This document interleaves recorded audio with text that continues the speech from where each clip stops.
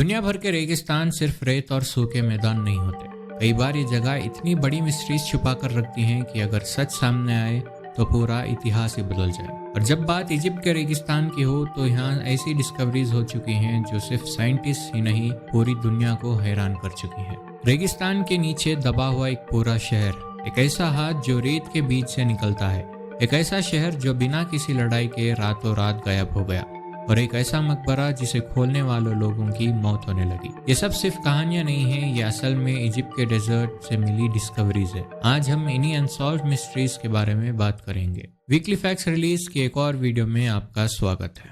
सोचो आप एक सुनसान डेजर्ट में चल रहे हो, चारों तरफ बस रेत ही रेत है, गर्म हवा आपके चेहरे पर लग रही है और अचानक आपका पैर किसी हार्ड चीज से टकराता है। आप झुककर देखते हो और जो आप देखते हैं उसे देखकर आपका दिल एक सेकंड के लिए रुक जाता है। एक हाथ, एक इंसानी हाथ जो रेत के नीचे दबा हुआ है। इजिप्ट एक ऐसा देश है जो सिर्फ पिरामिड्स और ममीज के लिए ही नहीं बल्कि अपनी अनोखी और अनसॉल्व्ड मिस्ट्रीज के लिए भी जाना जाता है। लेकिन ये जो हाथ रेत के बीच से निकल रहा है, यहाँ कैसे आया, ये किसका है, और सबसे बड़ी बात, सिर्फ हाथ ही क्यों? आइए इस हाथ के पीछे का असली सच जानते हैं। 2011 में आर्कियोलॉजिस्ट ने इजिप्ट के एक प्राचीन शहर अवारिस में एक्सकवेशन किया। उन्हें लगा कि शायद उन्हें यहाँ कोई खजाना मिलेगा, लेकिन जो मिला उसने सबको हिला दिया। वहाँ 12 कटे हुए हाथ मिले, सिर्फ हाथ, कोई शरीर नहीं, और सबसे अजीब बात, ये सारे राइट हैंड थे। अब ये सवाल आता है कि ये हाथ यहाँ क्यों रखे गए थे? क्या ये किसी पुरानी रस्म का हिस्सा था या फिर कोई भयानक बलि दी गई थी?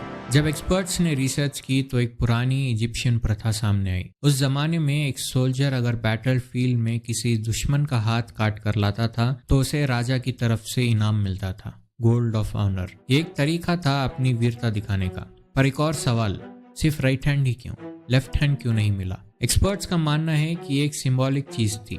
राइट हैंड को पावर और विक्ट्री का साइन माना जाता था।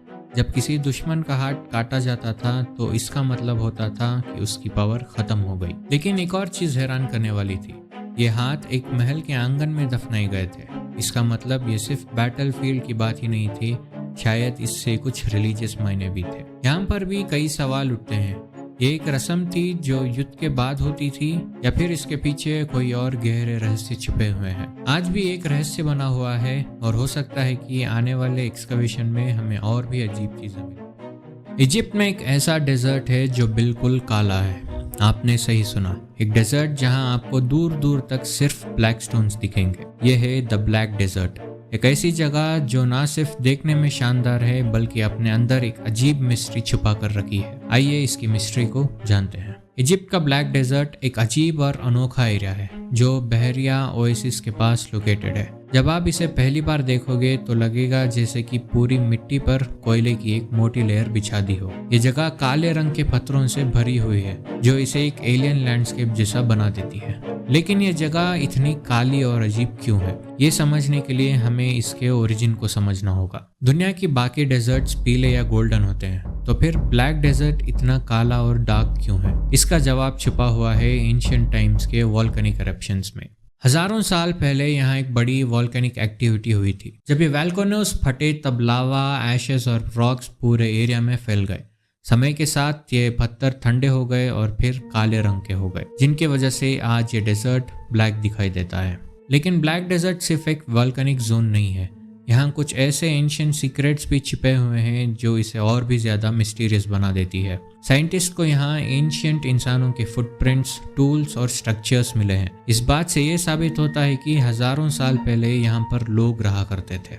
लेकिन एक और अजीब बात है, यहाँ जो टूल्स और वेपन्स मिले हैं वो नॉर्मल इजिप्ट के बाकी जगहों जैसे नहीं है। और अगर आप इस डेजर्ट को सैटेलाइट इमेजेस से देखोगे तो आपको यहाँ पर कुछ ऑड शेप्स और अननेचुरल पैटर्न्स देखने मिलेंगे। ये सारे सवाल आज भी हिस्टोरियंस और आर्कियोलॉजिस्ट को कंफ्यूज कर रहा है कि आखिर यहाँ पर कोई ट्राइब रहती थी या फिर किसी दूसरे प्लेनेट के लोग। रेगिस्तान अपने आप में एक बड़ी खतरनाक जगह है।